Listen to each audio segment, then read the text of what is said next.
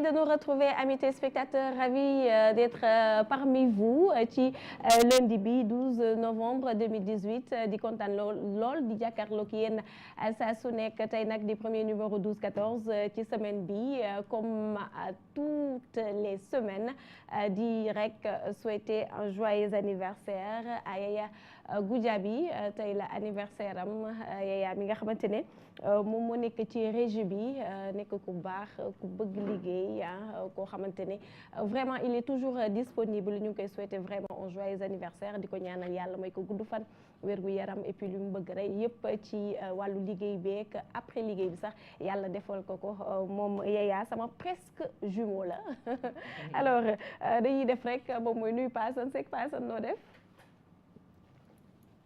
da ngay préparer xeex. benn grand mu ne levier. bismillahi rahmaani rahim. asalaamaaleykum wa rahmatulah nuyu naa la bu baax maam Assiette. nuyu Macky Silla mi ñu am gan tey. nuyu Sambou Biagui mii moom nag fan yi bëgg naa di ànd ak moom parce que dama yëg benn réseau boo xam ne xamuñu yëg naa ko. nuyu madame Diouf ñaxale nuyu suñu gan yee ci ginnaaw war a ñëw. monsieur Kébé nuyu xaar et tout le monde. yàlla na yàlla saxal jàmm Sénégal jàmm ju bëree. amiin ñëpp am jàmm barke alxuraan. amiin label nam nañ la yow. ci loo nekk. maa ngi raw lu bëri sax laay wax ñi may bokkal plateau bi. ak suñu mbokk téléspectateurs yi ñu seetaan di la nuyu bu baax Assiette di nuyu suñu invité di nuyu Ba Assane Sambou Biagui di nuyu suñu mbokk téléspectateurs di leen wax rek ni ñëwati naa dans info ci biir 12-14. tout à l'heure alors Sambou yow it noo def. maa ngi sant yàlla bu baax a baax ginnaaw bi ñu sant yàlla jógee ci màggal bi dugg ci gàmmu gi. sant yàlla bu baax di nuyu plateau bi yëpp. di nuyu madame Diouf Niakhalin Pa Assane. Macky Silla di ko nuyu. bon c'est une provocation mais je ne réponds pas à la provocation. J'en profite pour souhaiter un excellent anniversaire à Yaya. bien sûr bi ne ci régie buñ bi ko fàttee très calme. très prudent dans ce qu'il fait. assez responsable dans son rôle. Yaya yal na yàlla may la fan gudd wér donc kaa si jaboot nga barkeel. ak ay xew yu baawaan yu romb sa njot. amiin loo xamante ni dafay law ci sa askan yëpp. barke Seydina Muhammad sallallahu alayhi wa sallam. amiin joyeux anniversaire. amiin. les hommes de l'ombre. oui. c'est des hommes de l'ombre. de l'ombre effectivement très important. très important. sama grand frère bi. Sans eux, il n'y a pas sama grand de frère la sans eux, il n'y a pas de production. Waaw. C'est des gens qu'on respecte et quand même qui méritent bu fekkee dañ leen di fay salaire dañ ko war a tripler. moom dafa waroon ñëw sax ñu gis ko. Yaya téléspectateurs yi gis ko. waaw Yaya. ñu ne kii la. Yaya Goudiaby moo nekk actuellement ci régie bi damay ragal su ñëwee régie bi dina am jafe-jafe parce que moom moo fa nekk c'est le responsable de la régie exactement joyeux anniversaire encore une fois ñu daal di nuyu invité bi di Macky Silla nekk artiste réalisateur Macky ñu ngi lay nuyu. maa ngi lay fay. donc kontaan nekk ci plateau bi. et puis di gërëm sama naataango bi di Pape Assane. ñu yàgg jokkoo man ak moom chaque fois su ma nekkee Sénégal mu bëgg ma jaar ci plateau bi mais malheureusement du ma am jot. mais tey suñu borom def na bon donc voilà j'ai un peu de temps donc ma jaar ñëw fii moom sama kër la ndax depuis suñu papa Ben Bass ñoom Jupiter ak ñoom Ousin daanaka fii laa yaroo presque ko ñoom Iso pardon daanaka fii laa yaroo quoi. dëgg la donc kontaan naa nekk ci plateau bi. bienvenue alors dañuy enchaîner dañ ñëw ci yow lii ci kanam tuuti mais ñu daal di waxtaan ci ñaari point actualité rek kenn ki di les magistrats concernés Téliko moom mi yor union des magistrats du Sénégal génn na daal di wax ci wàllu élection yi nga xamante ne moom lañ ñëw ak mbokku magistrat yi lan la paasan ak nan nga ko gisee. waaw monsieur Téliko dafa waxtaan ak sénégalais yi via nos confrères de TFM. expliquer que ci contexte bi ñu toll et le processus électoral bi ñu nekk di ko dund ak lépp lu ànd ak moom ñoom en tant que magistrat tënku nañu ci lépp loo xamante ni mooy yoon pour ñu doxal ko appliquer ko. mu nekk quand même quelque chose d'assez rassurant ci contexte bi si la corporation se lève pour en parler c'est tentant en termes d'appréciation. Donc monsieur Téliko aussi c'est quelqu'un qu'on suit depuis fort longtemps un bon moment boo xamante ni gis nañu que il parle avec des principes en tout cas ci apparence bi li mu ñuy won am nañu yaakaar ne effectivement li muy wax lu mu gëm la et que effectivement ils vont mettre cela en place. Après maintenant si la magistrature dit que ñoom dinañ dem dans une logique de transparence de clarté et cetera d'honnêteté à la limite intellectuelle et professionnelle on dira tant mieux mais sauf que dina am ay obstacles. obstacles yi ñu ngi koy dund. obstacle yi mooy lan mooy il y a toujours un parquet qui dépend de qui dépend de qui, de quoi et comment qui dépend d'un département ministériel dit celui de la justice. Après il y a le président de la République qui est le patron de toute cette magistrature. obstacle la ngi noonu. Est-ce que obstacle boobu ñoom en tant que magistrat et acteur de la corporation dinañ ko mën dékku am na ay moments ci ay contextes yoo xamante ni sur les cas des procès de Khalifa Ababacar Sall de Karim Wade et cetera on a eu ce sentiment que il y avait faille dans le système que ñu accepté ko ou pas. Après si monsieur Téliko s'engage ainsi disons tant mieux en attendant d'y voir clair. ndax sentir un tout petit peu un petit changement par rapport ak ki nga xamante ne moom moo fi nekkoon ak Téliko. Il y a je dirais pas changement disons un peu une moindre amélioration qu'on voit du visu, c'est-à-dire cette impression de résistance de personnes quand même adeptes de la chose normale bien régulée etc. C'est une impression. Exactly Sambou. Donc maintenant est-ce que loolu dina aboutir vu tout ce qui s'est passé on a vu les élections législatives on a vu le référendum il s'est passé pas mal de choses quand même yoo xamante ni on n'a pas eu cette impression que cette magistrature-là pouvait faire face à ce volet politico-politicien qui les surplante. Bon on attend de voir. D'accord. Mais ça va pas être facile pour eux. D'accord. On parle aussi de l'affaire Ousseynou Diop, l'étudiant qui a été arrêté depuis boobu il y a eu beaucoup de manifestations bàyyiwuñ ko jugé wuñ ko lan nga mën a wax rek ci affaire boobu. Mais c'est une catastrophe justement qui interpelle la magistrature. Mais c'est immonde quelle que soit la gravité de la faute commise. Un garçon qu'on nous décrit étant toujours premier de sa classe. D'après ce qu'on a dit, on n'est pas sûr, d'après en tout cas les infos qu'on a. Sa maman pleure depuis 3 ans. Oui. Que nañ ko dimbali. Elle est même allée jusqu'à demander le pardon du président de la République parce que voilà doom la am et cetera et que l'enfant était appelé à aller éduquer du moins s'instruire à l'étranger. Malheureusement on arrête son cursus par la simple chose qui est que ce qu'on appelle un bêtisier. Le message de trop. Il aurait dit dans Facebook voilà attentat yi amoon fële en France voilà tant pis ou du moins tant pis pour vous soi-disant que c'est bien fait pour vous etc. Il a apprécié en tout cas dans son poste. Alors cette appréciation lui a valu d'être considéré comme quelqu'un de dangereux parce qu'il aurait mis une appellation du genre Hussein Al-Tidjani etc. En disant qu'il serait à New York etc. Bon, on comprendra quand même la frustration et la fougue du jeune, mais surtout la méconnaissance d'une certaine réalité. Après, au moment où monsieur fait son message, la technologie, elle est ce qu'elle est. On connaît l'Occident qui est assez puissant à ce niveau-là. Il a été repéré et arrêté à Thiès. Après quoi, jusqu'ici, il n'est pas jugé.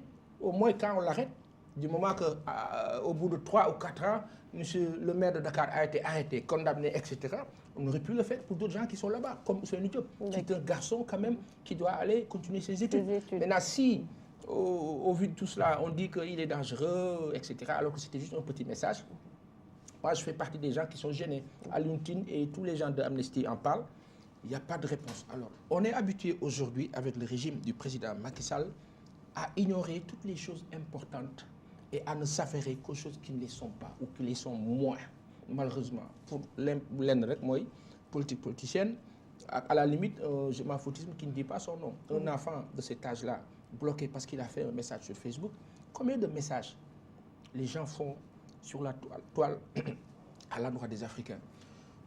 Combien de messages? Aujourd'hui, le président, il part à la manifestation pour participer ci li nga xamante ni dañu ne ay nit ñu boom la parce que et cetera.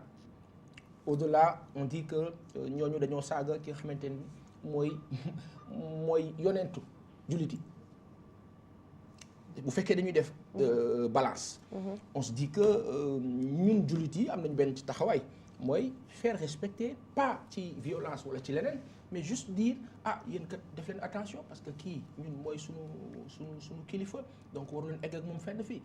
Ce manque de respect là a connu une réaction. Laquelle réaction est pour ñenn ñi violence la pour ñeneen ñi wax la pour ñeneen ñi et cetera et cetera. Un garçon qui parle ainsi pour moi dañ ko war a comprendre dimbali ko mu dellu si ay mbokkam et maintenant l'encadrer loolu la nguur di jëriñ. D'accord, oui. J'aimerais réagir par rapport à ces deux actualités que j'aimerais lier rapidement. Hein. Oui. Je pense que la question juridictionnelle est très sensible au Sénégal. Aujourd'hui, je pense que la première bataille aujourd'hui des magistrats devrait être le rôle et la responsabilité du procureur. Nous ne sommes pas juristes, mais nous avons fait quand même le droit. Il faut qu'on essaye de revoir les prérogatives du procureur de la République. Aujourd'hui, il a été transféré chez le procureur. Et le procureur décide du sort de ce dernier. Et ce procureur n'est pas là pour Askanui, mais plutôt dépend de l'État.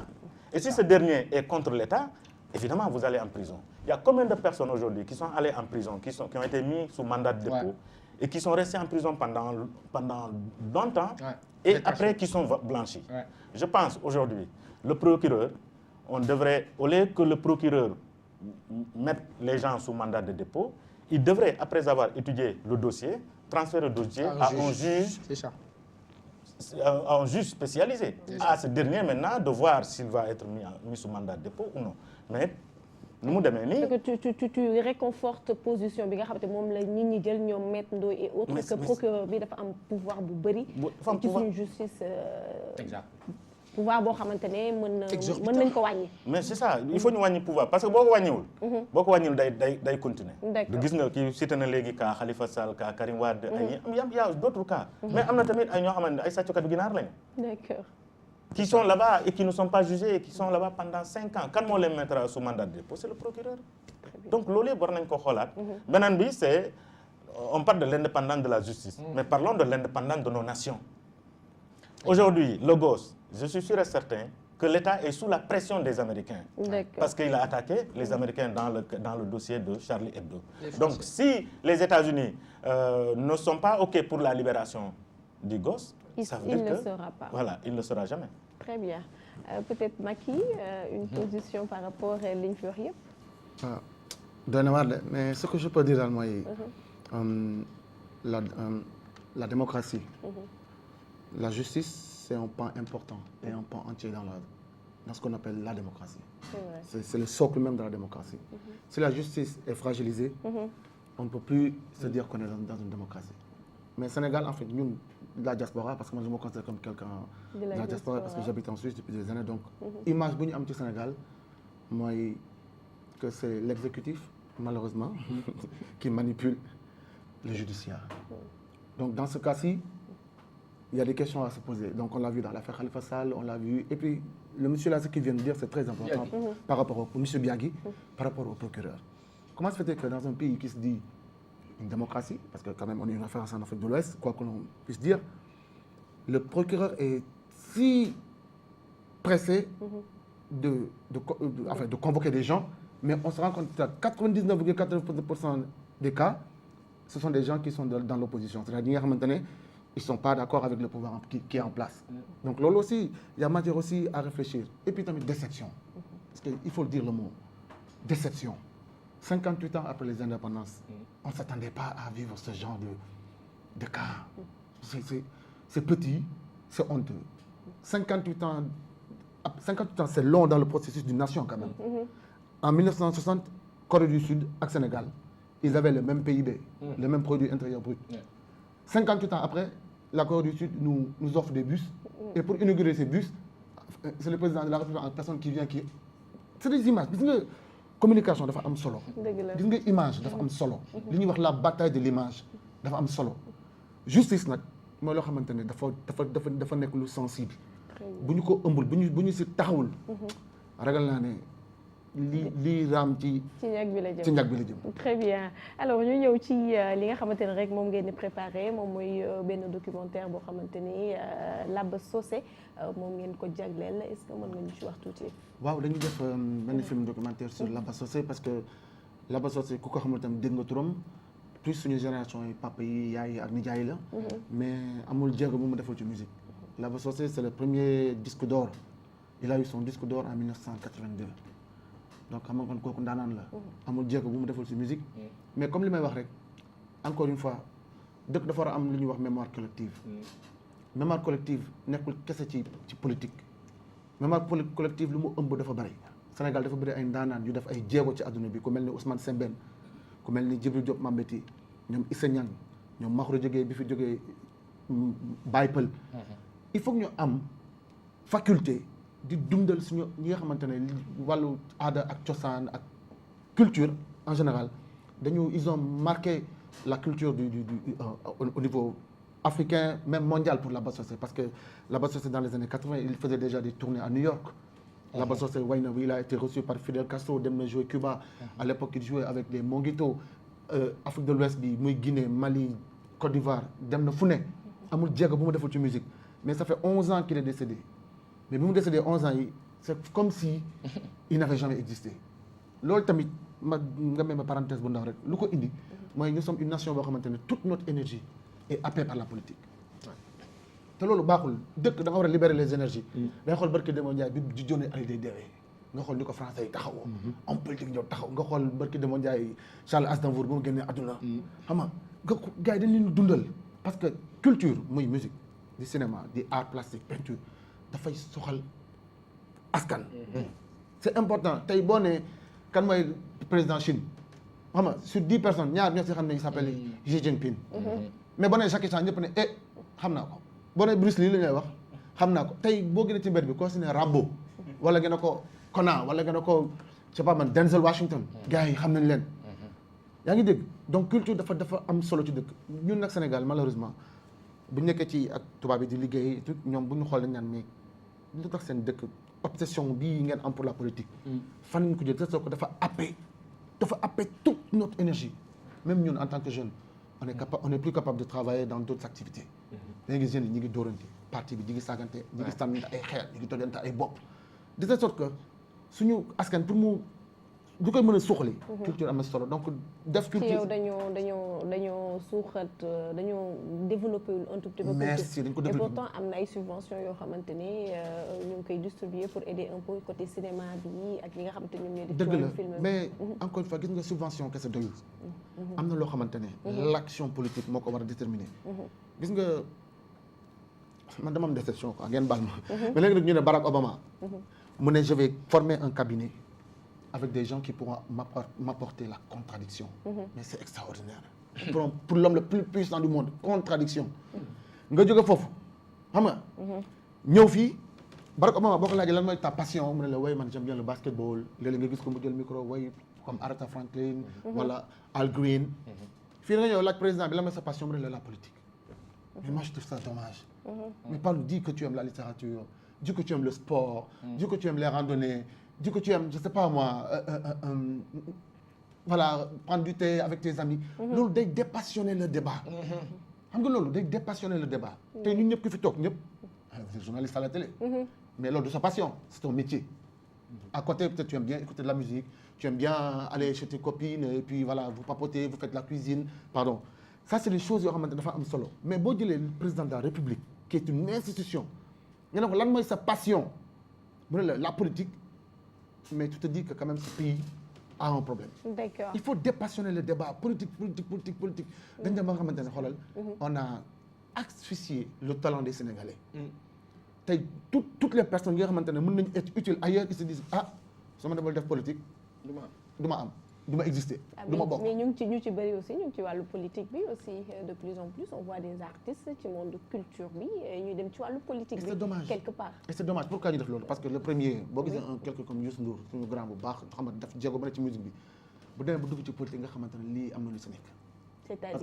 c'est-à-dire parce que boo deful politique c'est-à-dire ils sont capables de venir fekk la comme fii nga toog jàpp sa ñaam def sa liggéey si t'es pas si t'es pas avec eux wala t'es pas d'accord avec eux nga apporter ne serait que la moindre contradiction comme on a affaire à de petites gens mais ils sont capables de venir mais de détruire tout ce que tu as mis 50 ans à travailler gis nañ ko fii ci Baratal waaw fekkee ma ci gis nañ ko moo tax mu fekk gis nañ ko ci Baratal Baratal nekk doomu réew mi waaye nekk sénégalais nekk Thiès ñafe ñëw liggéey ci entreprise dem ba yàlla dimbali ko entreprise boo xamante ne colon yi ñoo ko bàyyi mu dem ba jël ko liggéey mais loolu fierté la mais gis nañ fu mu mujjee lan la encore une fois en tout cas man je ne parle que peut-être de ma Dioum je sais pas li may wax peut-être mais de l'étranger bi ma nekk on est tout le temps en contact avec Papa Assane c'est l'impression qu'on a maanaam dëkk bi le Sénégal est devenu un pays qui a été complètement asphyxié par la chose politique et c'est malheureux parce que ñëpp mënuñu def politique. C'est quoi la solution? Mais la solution déjà mooy il faut apprendre à dépassionner le débat. La démocratie en tant que telle c'est déjà l'alternance. On parle de démocratie quand il y a alternance. Et puis tamit mënuñu demander tey ñu nekk en concurrence avec le reste du monde dans des conditions pareilles. Tu prends l'exemple d'un jeune Norvégien xam nga il a 5 ans mais il est sûr que son père il peut faire de la politique le soir il vient lui lire une histoire avant qu'il aille au lit.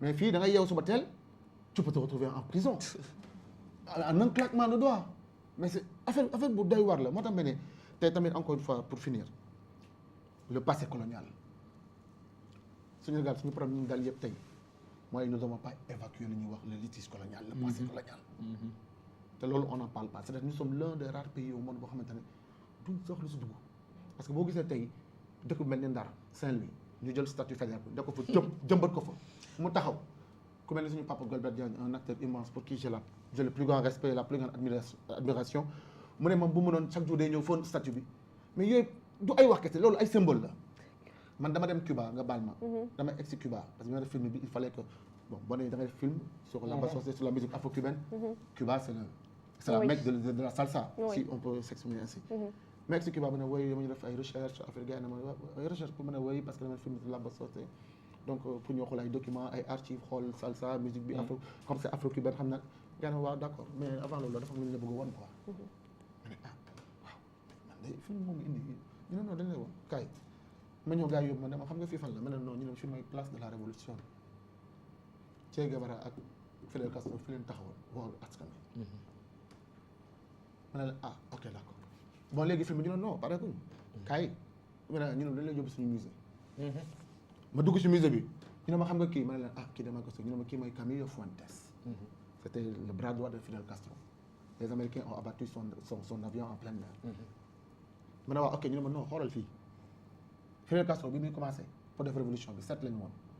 En gros wax la un tout petit peu histoire u Fidel Castro pour te montrer que ñii ñooy suñu fierté fii tey nit day ñëw fii doo gis sax dans tout dem da ngay gis 11 novembre armistice nga gis Macron mu taxaw di rendre hommage aux poilus nga gis gars yi di wax affaire yu en ignorant les Africains en ignorant les Africains fii ban politique nga mos gis mu dem taxaw devant la tombe de Lat Dior Ngoné Latyr Diop c'est des symboles c'est des symboles une nation c'est des symboles tey boo demee Amérique du Sud ils ne badinent pas avec leur histoire pire xam nga l'histoire bi ñuy jàngaloo dañuy bëgg a gëmloo que ne la jox dafa daw. exactement c'est ça qui est pire en fait et c'est nous qui répétons li nga xamante ne moom la ñu histoire wax en fait alors que ce sont nos héros li ñu dal moo tax ma ne li ñu dal le passé colonial le litige là il faut que ñu vider ko parce que tamit am y a trop de non-dits dans ce pays là gis nga Gandhi da doon wax on construit un pays avec des valeurs avec de la pierre tabax moo gën a yomb tey ku la jox autoroute sax nga defar ko tabax moo gën a yomb parce qu'il faut de l'argent et puis moi dans ça après dootuñu ñëw liggéey loolu y a rien de on n'a pas besoin de sortir de Harvard ou de une question subsidiaire excuse-moi de te couper yàlla bul yàlla dog on va vers les élections tu es en Suisse tu as un œil dessus tey jii tu as un message à porter à l'endroit de ces échéances là lan lay doon.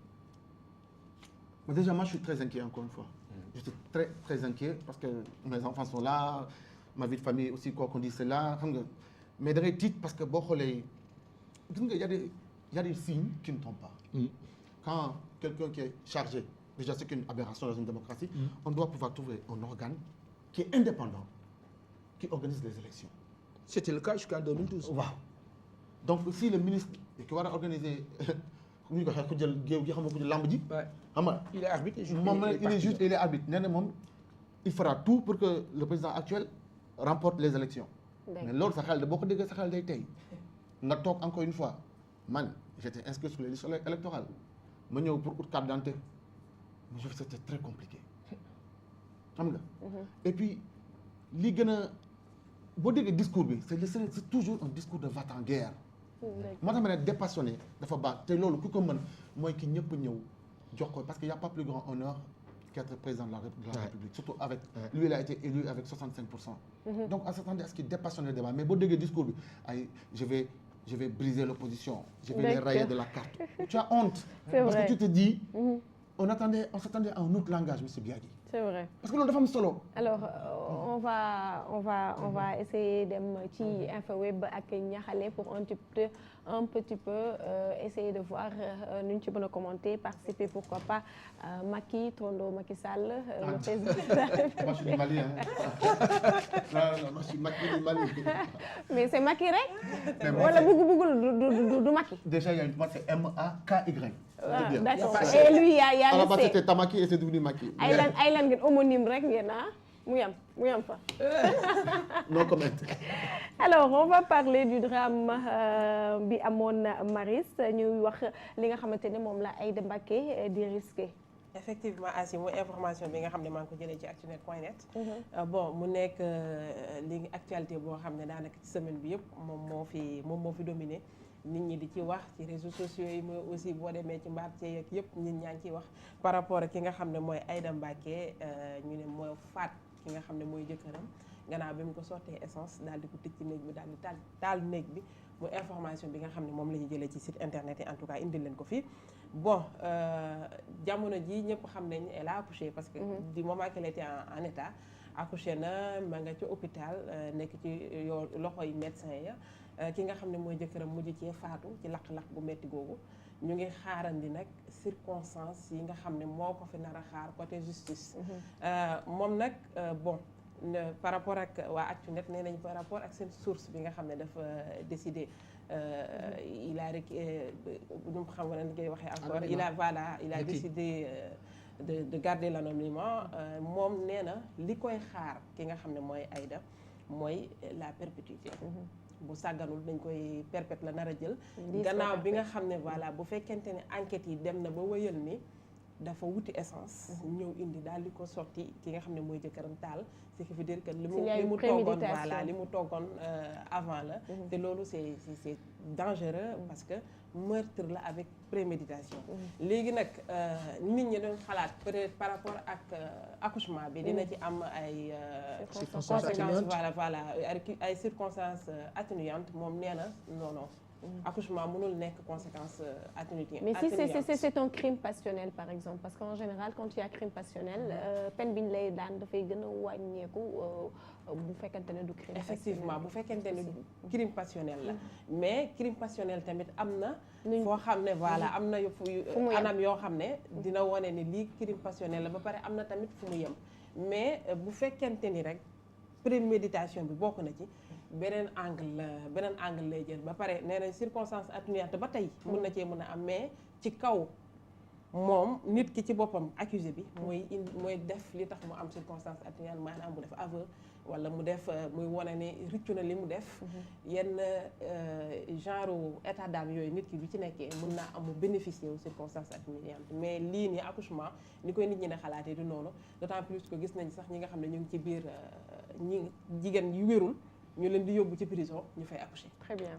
waaye man bëgg naa buñ ci yeggee ma dégg moom ay kàddoom laa déggugul waaw te kàddoom important na parce que fu mu toll nii nit ñi ñu ngi ciy wax dem jël gauche dem droite mais man am naa ci manit samay source am naa samay source yi nga xam ne ñoo newoon ci wetam mais bon apparemment moom nee na dafa doon jéem a tiital mais tubaab te la may wax sax ci waxam nee na on ne joue pas avec le feu même bu dee da ngay tiital nit ki xam nga dañoo nekk ci jigéen nga may jigéen mais yow gis nga débat bi jigéen ñi jël par rapport ak ñaareel ak ñetteel déjà ci seen ay waxtaan defante bi ak seen biir am na ñoo xam ne dañ koy dund terme defante en fait terme defante cause bi li ñuy par rapport ak yi ñu am nee nañu dafa ñëw annoncé ko ni jël taqal na ko ñaareel bon am na ñoo xam ne nee nañu da ko doon wax rek juste que dafa jël oto bu bees ñëwoon di ko annoncé noonu bon la dame n'a pas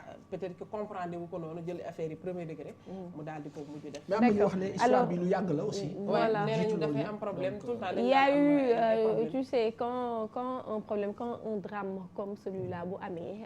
tu verras commentaire yi day bëri. voilà commentaire yu bëri ku ci nekk bëgg la xam bëgg la gën a xam li nga xamante ne moom moo xew la xew man fekkewu ma keneen ak fekke maintenant témoignage yi mën nañ ko ci jël li nga xamante ne moom mooy fay moom mooy daal dinay faat jëkkëram ci wàllu woowu moo ko tey ko peut-être après enquête encore que attention Valène ma encore que c'est ce qu'on dit mais personne n'est sûr de ce qui de visu exactement que moom moo ko def loolu la bëggoon parce que bu amee un bon avocat bon je pense que même sites yi les sites sont allés trop vite en besogne parce que affaire bi dafa war a daar d'abord un procureur moo ko war a jël moo war ko jëbal benn juge spécial bi xool ndax da koy yóbbu tribunal des grandes instances wala da koy juger en première instance en flagrant délit mais lu mu gën a jege mooy dafay dem grande instance bon bu amee un bon avocat mën na ci génn parce que comme nu mu ko waxee léegi bu dul ñoom ñaar y avait personne effectivement et la loi dit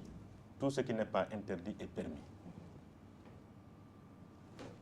point oui tout ce qui n'est pas interdit c'est la loi dégg la mooy loolu ci loi yëpp la sauf beneen bi mooy la circonstance atténuante excuse-moi te couper baal ma 2 secondes sauf que li mu expliqué les témoignages requis ont dit baat bi jëkkër ji mujjee wax mooy Aïda taal na ma c'est ça ça aussi c'est à tenir en compte waaw Aïda waaw loolu yëpp mën na nekk mais xam nga aussi beneen bi mooy la circonstance atténuante dans les grandes juridictions dañuy naan le fils ou la fille bi judd moment boobu a droit à la parole d'accord ça veut dire que xale mu ngi doog a judd est-ce que balaa ñuy jël décision ci moom nit dañ koy tëj dañuy bàyyi ba mu màgg ba mu mën a wax ndax kii rey sama pap dañ koy tëj wala duñ ko tëj. En tout cas, quoi qu'il en soit, la famille, les deux familles auraient parlé côté papa ji parce que papam mooy Serigne Babacar Sy mu Kabaro Babacar Mbacké mu Kabaro wax na ci nee na lii nga xamante ne moom lañ ko war a def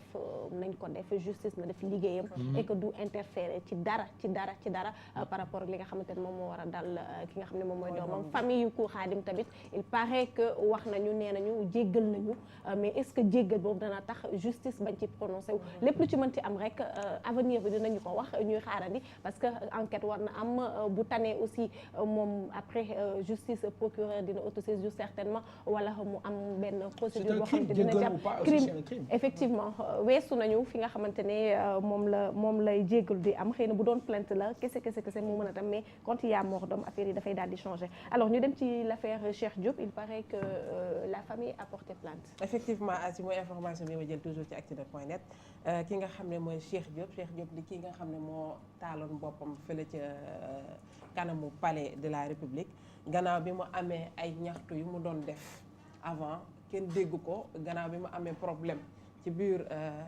prison ba wax ci kenn dégg ko moom moyen bi mu gisoon mooy dem taxaw ci kanamu palais daal di taal boppam ba finalement daf ci mujj ci combe ki nga xam ne mooy famille bi ñoom décidé nañu jébbal en tout cas de toute façon sax moom mii nga xam ne mooy Cheikh Diop entamé woon na ko déjà parce que amoon na ay avocat mag lépp famille bi jël nañu en charge mbir yi nee na ñoom it danañ dem ba ci loxo bi yoon parce que ak lu mu ci munti doon li tax ñu amputé loxom bi mooy injection bi nga xam ne jot nañ koo jox fële ca prison voilà donc état daf cee war a jël ay responsabilités am ñu identifier ñu xool daal lu ñuy résoudre li nga xam ne mooy affaire am. D'accord un autre drame fële ca Kaffrine bi la yoon une femme boo xamante ne ki nga xamante ne moom mooy co-épouse am moom moo ko daal di ébouillanté. effectivement Asietu mooy information bi nga xam ne maa ko jëlee ci Dakar Buzz moom laa doon wax léegi nee naa la jigéen laa mais gis nañu débat bi nga xam ne moom mooy am ci réseaux sociaux yi mooy am ci mbedd mi mooy am ci biir kër gi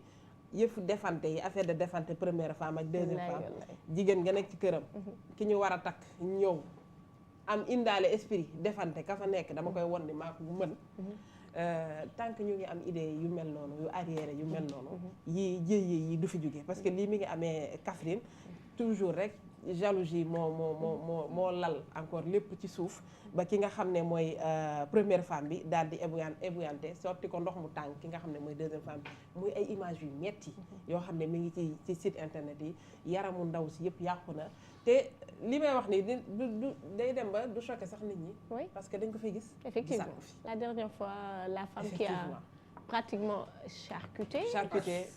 waaw ki nga xam ne mooy deuxième.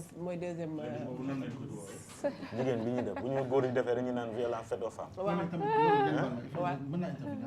oui allez-y oui. li ma bëgg a wax tamit mooy loolu. il faut que ñu xoolaat ko tamit. loolu je pense que tamit il est temps qu'on redéfinisse les rapports entre les hommes et les femmes dans ce pays. parce que tamit wax dëgg yàlla wax dëgg fa yàlla femmes sénégalaises yi. dañ leen teg pression bu métti. loolu tam il faut mu dañ parce que tam mënuñu ñëw jël jigéen ñi une doigt damay takkal lii damay takk jël jigéen def ci boppam day juddu. la première chose bi ñuy def ci boppam mooy elle est appelée demain juste à servir un homme xam nga tamit adduna day dox. dëgg la xam nga tey jigéen ñi mënuñu on peut pas penser le monde. xam la situation des femmes il y a 50 ans. xam nga jigéen tam mënuñu ko jël ne adduna am defante xam nga nit da nga ñëw ci on est parce que yàlla dafa am lu mu def ci doomu adama. dëgg la alors. non du ci ñoom. bu fi andi débat bu fi andi débat ñoom indi fii ay parité ay. dina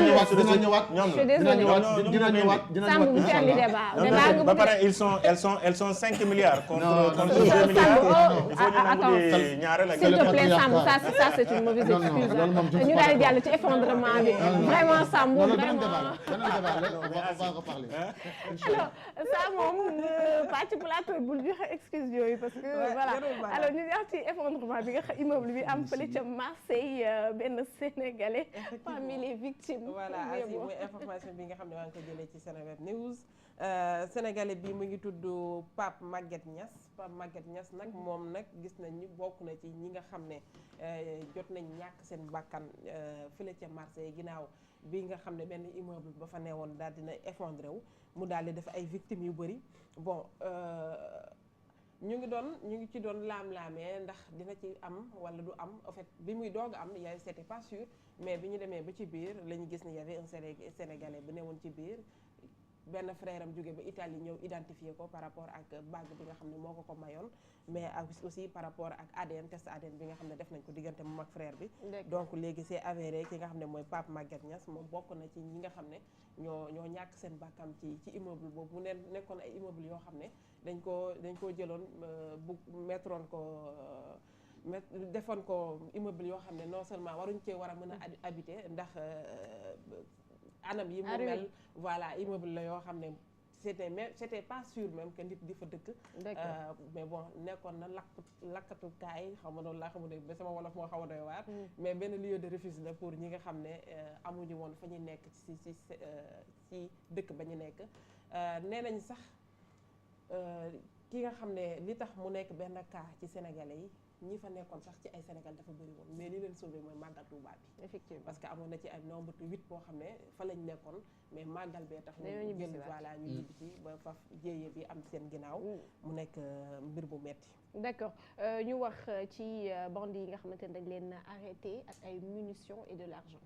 effectivement Assietou muy information bi nga xam ne maa ngi ko jëlee ci Dakar Buzz waa UGFM daal di ko indi bon arrestation yi mi ngi am fii la ca Tamba képp ku nekk ci zone yooyu noonu di nga xam surtout ci village yu xaw a reculé yi tuuti côté yooyu dafay am souvent ay bande yuy ñëw di dal seen kaw attaque armée tout le temps dafay am bon mu amoon nag ay jéye yi nga xam ne ñi nga xam ne su mooy suñu gendarmerie nationale ñu ngi ko doon def teg nañu nag ay loxo ci nga xam ne benn bande boo xam ne en tout cas moo fa gënoon am doole fekk ci ñoom ay kalachnikov ay munitions ak xaalis bu bëri bi nga xam ne moom lañ ko daan suturé ci ñooñu noonu jamono ji jëbbal lañ dem ci loxoy yoon ñu xaarandi rek li ci yoon mënta indi rek ma daal di leen indiwaat fii ci alors le président Macky Sall qui parle de son épouse muy affaire bu raar waaw di information boo xam ne suñu site internet yëpp daal nañ ko reprendre ki nga xam ne mooy Macky Sall gannaaw entretien bi mu doon accordé waa RFI ba pare lu tax toujours président par exemple suñu président ay RFI ak yooyu noonu lay accordé yenn entretien yi nga xam ne ñun suñu biir war nañoo mën a am lu mel nii. parce que il voyage beaucoup et la plupart de ces voyages se limitent en France. démb gis naa ñu xeexoo foofu pour si. d'où le passif colonial bi mu doon wax. effectivement mi ngi noonu nag. gannaaw bi mu defee entretien boobu voilà jot na cee tàgg ki nga xam ne mooy jabaram xamal nañu tamit fi mu ko xamee ak yooyu noonu gannaaw bi mu demee pour xool ndax dëkk boobu noonu am na pétrole ou pas nee na gisu fa pétrole mais gis na fa ki nga xam ne mooy Marème Faye Sall. D'accord. Bah, c'est tellement privé. Bravo à lui, bravo à lui. On va s'arrêter là. En tout cas, merci beaucoup. Merci beaucoup Asietou. Macky góor buy gërëm jabaram daal. lu baax rek laa ci encouragé. ñu dem ci Sambou bi ak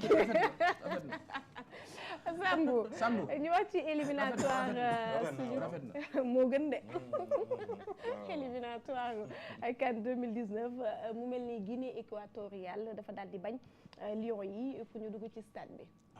ñoo yey bañ de. lu tax waaw man mooy si stade bi ñuy joué. yow nga bëgg a ñëw dal foofu di entraîner foofu ci stade bi ñuy joué. da nga nekk sama adversaire bu doon Sénégal la duñ ko nangu. ak suñu teranga gi yëpp nag duñ ko nangu. mais les gens s'entraînent ci stade bi ñuy Bah joué. oui. non La veille. waaw La veille. la veille loolu la FIFA may droit. l'équipe qui se déplace la veille da ngay entraîner ci stade bi dalal compétition match bi. mais munoo dem ci match boobule nga ne yow da nga bëgg ñu jox la terrain bi dalal compétition bi pour ngay def foofu say entraînement. pendant combien de temps. du 11 au 17 nga bëgg nekk foofu. loolu. donc c'est normal. non c'est pas normal ñun ñoo nekk. non c'est-à-dire dañ doon wut loo xamante ne. à ñun duñ ko 90% xam nañ ne duñ ko maye. par contre buñ ko nangoo tamit dañu xam ne mën nañ ko nangu parce que la Guinée équatoriale est éliminée. parce que amatul match bi amul enjeu. Oui. enjeu peut-être ci Sénégal dañuy naan Sénégal dafa bëgg jël première place. mais amul enjeu ci Guinée équatoriale. donc yaakaar naa ne. mais lan la Sénégal doon wut ci loolu.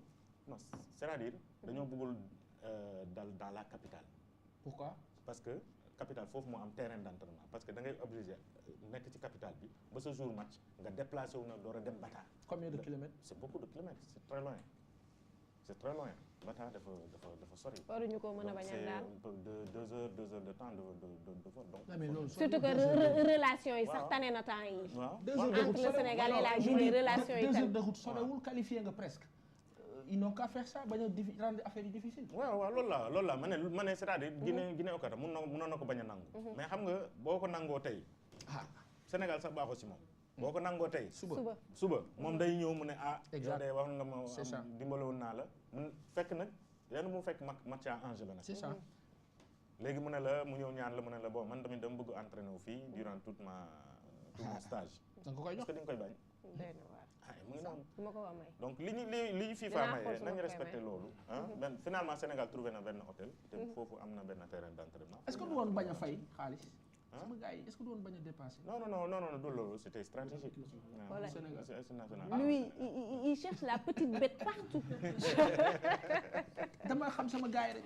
alors du wàllu xaalis nag bàyyi bi alors ñu wax ci Ligue 1 bu Sénégal Teungueth FC ak Génération Foot daal di nañu déroulé Jaraaf moom mel na ni dafa daal di. doy na waar Jaraaf mooy tenant du titre première journée dafa match nul au stade Léopold Sédar Senghor te Mbour Petite Côte moom moo ñëwoon def ak moom match nul la petite histoire c'est que ñaar ñi nga xamante ñoom ñoo ubbiwoon saison bi ñoom ci deuxième journée ñoom ñëpp dañu lajj. Dakar Jaraaf de Dakar kon AS Pikine moo ko gagné 2-1. kii di Teungueth FC ñu dóor ko comment s'appelle Mbour Petite Côte Teungueth FC dem fekk ko dóor ko un but à 0 à Mbour. ça veut dire tout simplement ñaari équipes yi ñu ngi doxal Génération Foot aussi 2 matchs 2 victoires mën nañu wax ne Génération Foot n'est plus un petit poussé mais quand même c'est un petit poussé dans l'histoire du football du Sénégal moom ak Teungueth ñu ngi déroulé le championnat par contre le Jaraaf mi nga xamante ne c'est un Africain comme on dit parce que moom mooy représenté Sénégal au championnat d'Afrique des clubs mu war a daje avec une équipe togolaise bu tudd Koroki donc bu fekkente ne moom nii lay jouer on n'a plus d'espoir en championnat d'Afrique. D'accord alors ñu wax rek ci Liga espagnole bi ak Real kan moo faral Barça. man Real. Barça man. démb moom on s'est planté moom démb moom kenn xamul doy na waar. sama góol di may ak bii non mais waa ji da la mën rek. waa ji da la mën Betis bi moo ko dem fekki. c'est un tremblement de terre en Espagne. ah oui Betis est 15e. waaw Betis est 16e. 16e dem fekk ko à Nou Camp door ko 4-2 te 2 buts Barça yi presque mën nañu wax ne ay maye la. non yow tamit. donc voilà 4-3 pardon loolu la match bi mujjee beneen côté bi Real de Madrid moom dafa moom tamit dem gagné 4-2.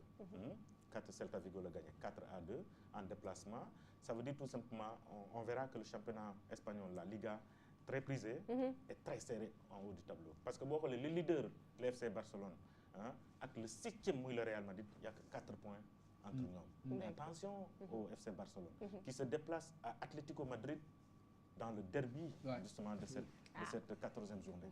Ça va chauffer. Ça risque de chauffer. Voilà, parce que Atlético a l'ambition de monter à la première place. Parce que c'est possible. En cas de victoire, Atlético mooy nekk premier. Le Real qui vient derrière va se déplacer. En cas de victoire, il n'y aura qu'un seul point entre le Real et le FC Barcelone.